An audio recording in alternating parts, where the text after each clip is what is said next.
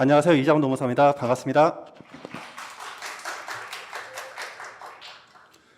네, 저는 한양대 법대를 졸업했고요. 이제 올해까지 만 6년 강의를 했고 내년 차 2022년도에는 이제 7년 회차 강의를 진행하고 있습니다. 그리고 이제 프라임 법학원에서는 제가 한 3년 정도 지금 강의를 진행하고 있고요. 저희 책은 이제 9월 초에 이제 출간 예정이 되어 있는 노동법 요에 6판 책이 있고 판례집으로서 판례를 푸는 노동법 2판이 나와 있고요. 판례집도 한 12월 말쯤에 개정 3판으로 전면 개정해서 출간한 개정입니다.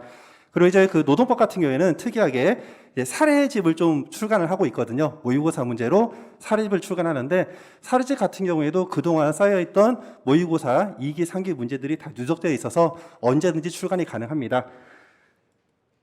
그래서 저는 이제 마스크 너머에는 이런 얼굴이 이제 숨어 있고요. 이제 본론으로 넘어가서 여러분들 공인노무사 시험 볼 때 요즘 얼마 정도 여러분들이 공부 기간을 잡고 있죠? 보통 2년 안에 합격을 하시면 성공한 겁니다. 1년 안에 합격하신 분들은 거의 별로 없으시고요. 근데 여러분들 인생 중에서 2년의 시간을 풀로 몰입을 하셔가지고 시험 공부를 하신다는 건 쉽지 않은 결정이거든요.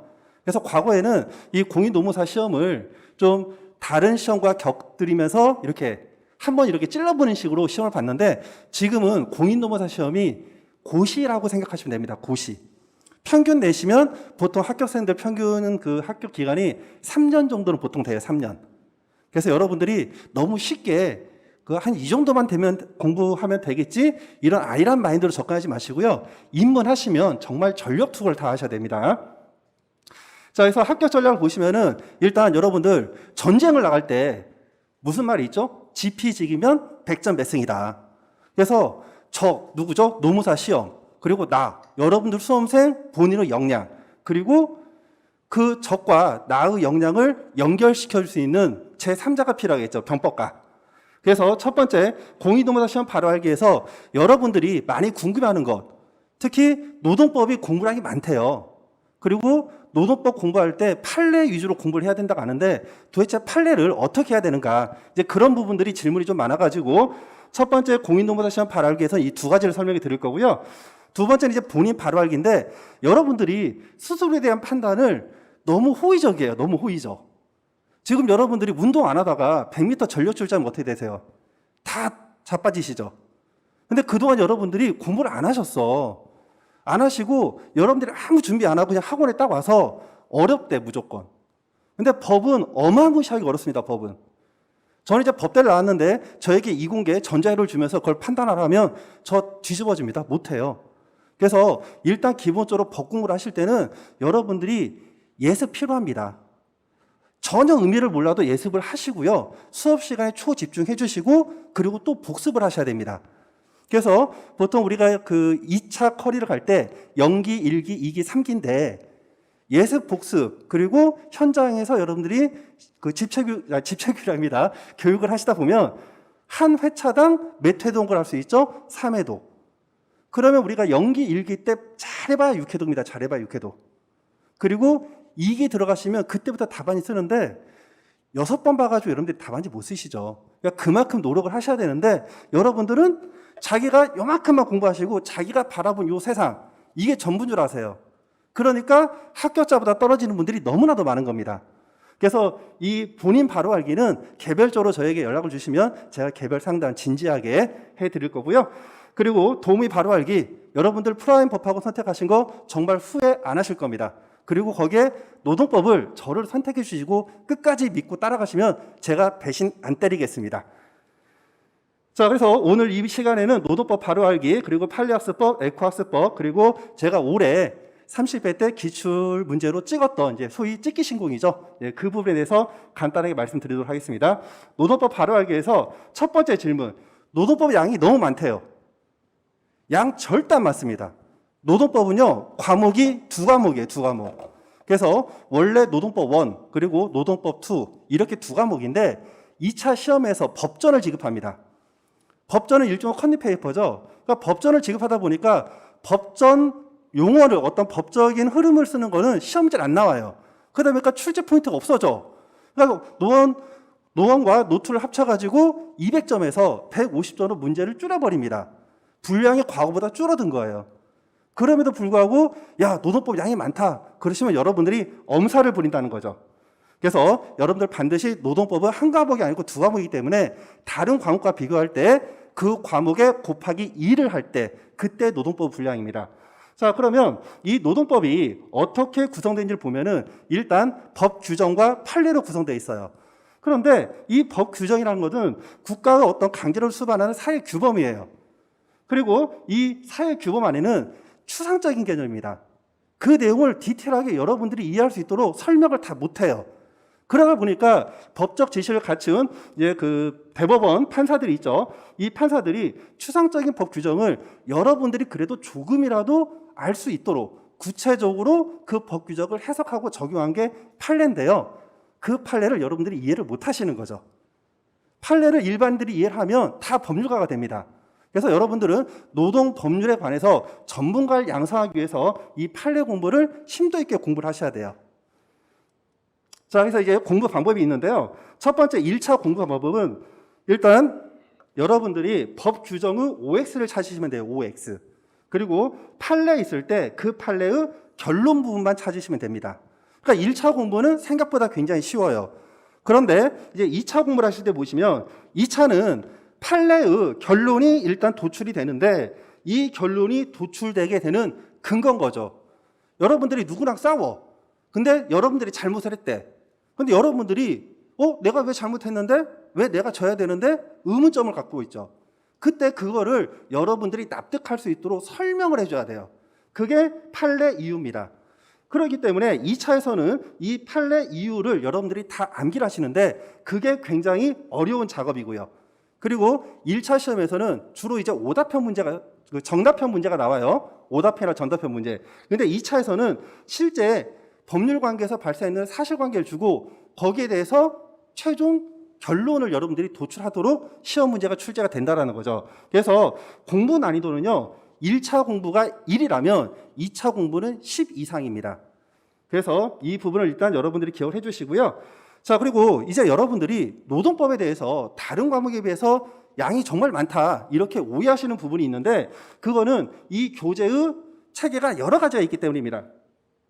일단 1차에서 여러분들이 단답형으로 1차 수험서를 또 봐요. 또 부담스러우신 분들은 1차 객관식 문제를 또 풉니다. 그러니까 1차에서 기본적으로 2번을 봐요. 근데 노1과 노2가 각각 나눠져 있어. 그러니까 총 4권을 보시는 거예요. 1차에서만. 그리고 2차 시험을 가시면 요즘에는 교수님들 기본서를 잘 안 보는데 보통 강사님들 수험서를 봅니다. 기본서의 경우에는 좀 잡다한 법학 일반론적인 개념이 많아요. 그래서 수험서를 보시고 수험서가 끝나고 나면 이제 판례집을 보고 판례집이 끝나면 실전 모의고사로서 사례집을 봅니다. 그러니까 보는 책이 너무 많다라는 거지. 근데 이 수험서는요. 논점별로 관련 법령 그리고 이 논점별 판례 요지를 쭉 나열하는 거고 판례 같은 경우에는 대법원에서 사실관계 주고 이 사실관계에 대한 최종 결론을 도출하는 대법원의 사고 흐름을 나타내는 거고요. 그리고 사례집의 경우에는 실제 이 판례집에 있는 문장을 그대로 쓰면 시험 떨어집니다. 그래서 여러분들은 창의적인 사고나 주관을 가지고서 법적 체계로 남을 설득시키는 답안지를 만드셔야 돼요. 그래서 여기서는 답안 양식으로 노동법에서는 논점 정리하고 그리고 사항 검토 부분이 굉장히 중요한데 이 부분을 좀 멋들어지게 써가지고 여러분들이 공부를 하시는 거예요. 그러면 여기에서 보면 책 교재는 다 다르지만 지금 보시면 판례가 전체 교재의 거의 80% 이상을 차지합니다. 판례 법리만. 그러니까 보는 책은 되게 많은데 여러분들이 실제로 판례만 잡으시면 다 끝나는 거예요. 그러면 예를 들어서 내가 수험서를 봤다. 그러면 나머지 판례집이나 사례집은 여러분들이 그냥 이거구나 하고 넘어가시면 되는 거예요. 여러분들 법률에 관련된 서적에 여러분들이 논술력을 높일 수 있는 내용들은 없어요. 논술력은 여러분들이 직접 높이는 겁니다.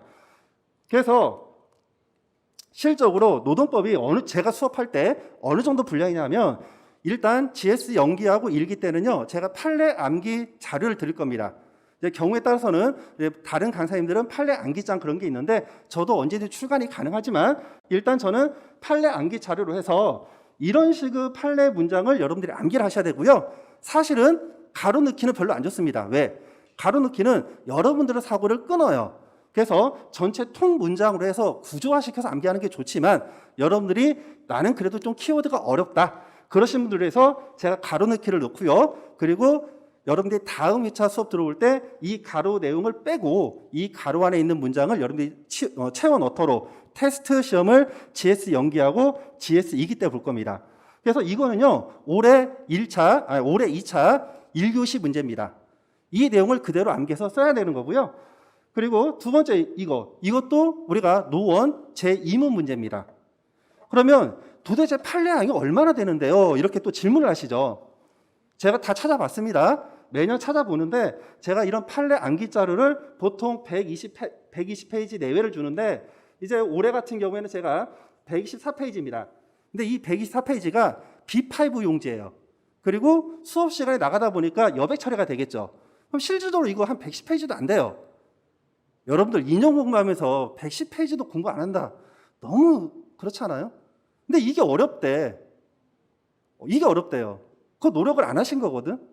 110페이지만 달달 암기해 오시면 여러분들 모의고사 문제 다 해결해 드립니다. 그리고 이 110페이지가 다 전체를 스캔해야 되느냐? 다 전체를 스캔할 필요 없어요. 110페이지 중에서 한 50% 정도만 여러분들이 달달 암기하시고 나머지 50%는 결론하고 키워드 위주로만 암기하시면 됩니다. 이게 노동법의 전부입니다. 근데 여러분들이 학습 방법을 잘 모르기 때문에 굉장히 양이 많은 것처럼 착각을 하신다는 거죠. 자, 그럼 이제 판례학습법 어떻게 하느냐? 일단 여러분들이 답안지 쓰려면요, 장기 기억으로 갑니다. 단기 기억이 아니라 장기 기억. 그럼 이 장기 기억하려면 첫 번째, 여러분들이 전체 내용을 이해를 하셔야 돼요. 이해를 하지 않고 암기를 하시면 그건 바로 날아가죠. 그리고 이 암기는 이제 단순 암기인데 여러분들 이거 두 개를 항상 동전의 양변과 같이 진행을 해야 됩니다. 자, 그러면 이런 판례 암기를 했을 때 이게 장기 암기로 기억이 되려면은 반드시 판례 문제를 구조화해야 돼요.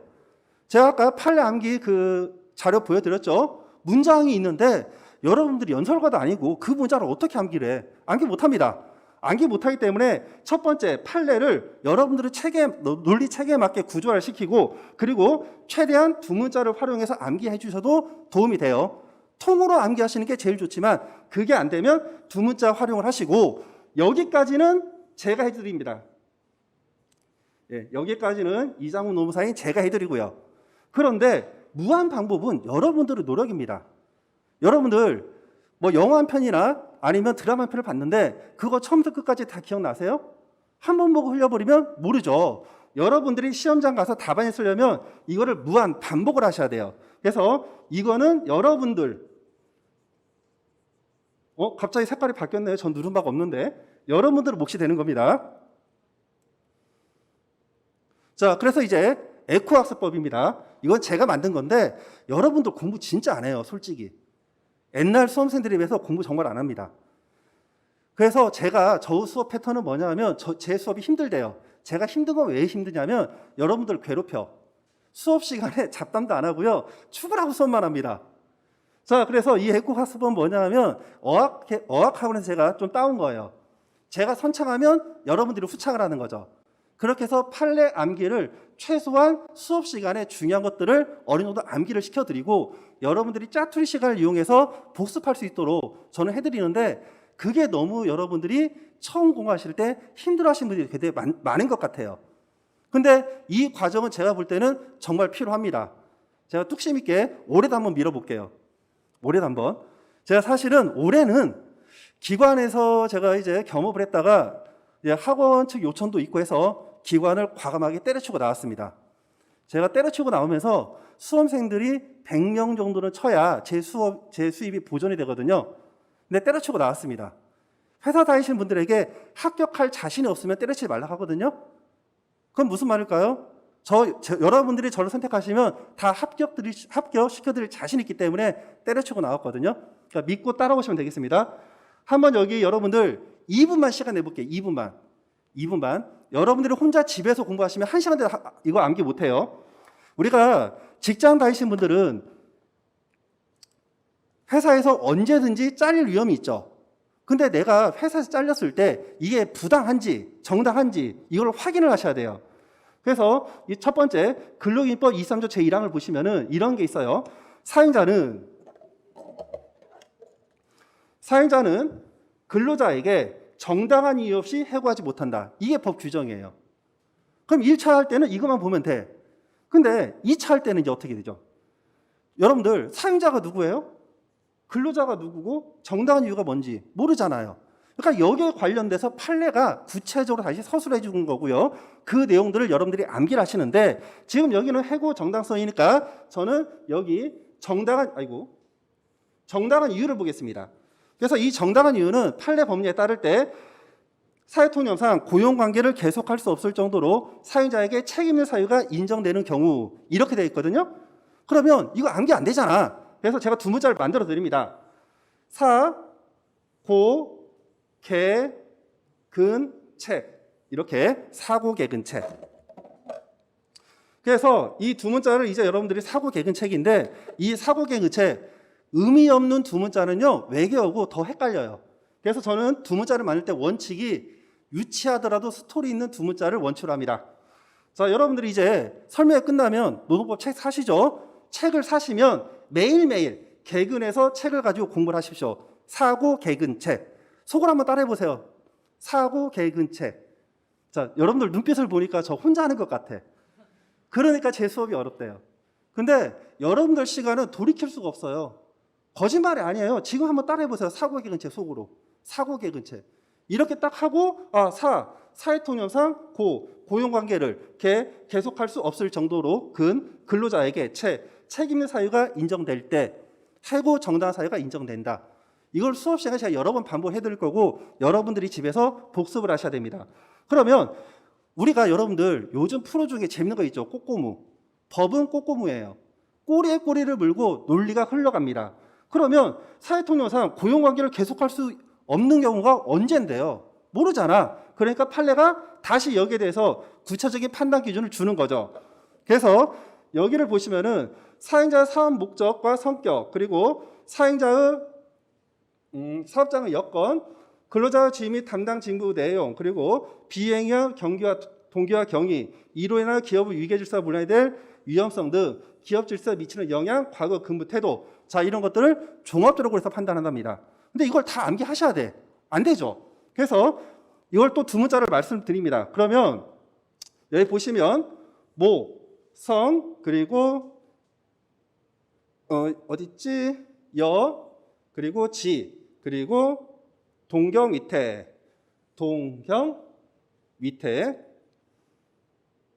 위험성, 위태 이렇게 하는 거죠.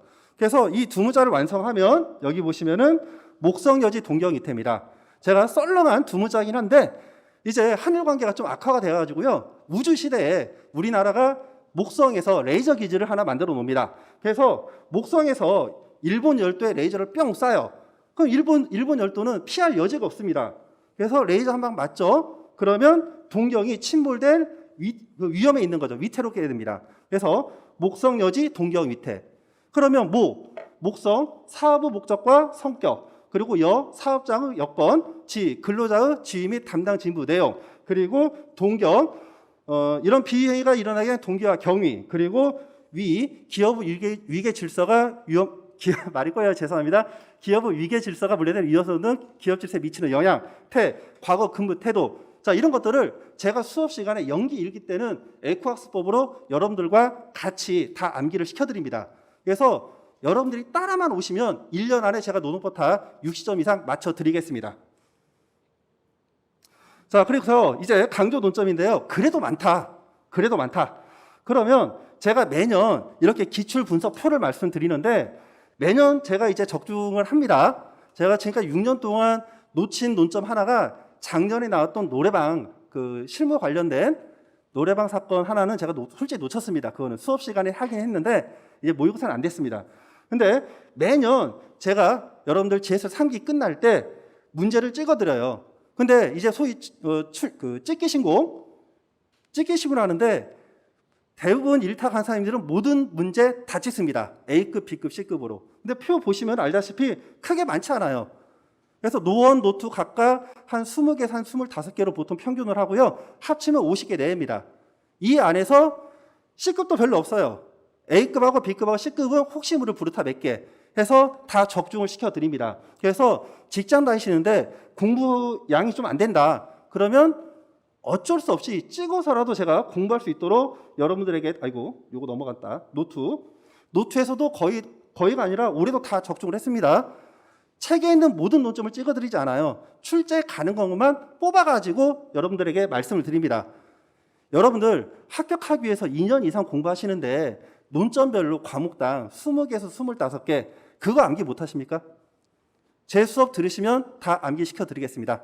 그러면 여러분들 오늘 만나서 반갑고요. 노무사 시험 꼭 필합하시기 바랍니다. 감사합니다.